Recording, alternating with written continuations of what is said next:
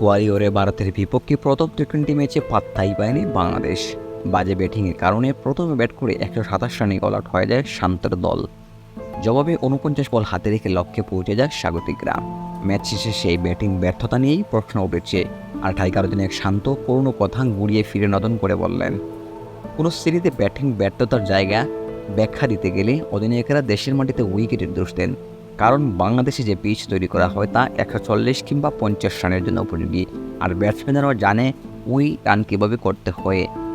তবে আরও বেশি রান কীভাবে করতে হয়, বিশেষ করে 180 রান কীভাবে করতে হয়, তা বাংলাদেশের ব্যাটসম্যানরা জানে না, এমনটাই বলেছেন টাইগার অধিনায়ক।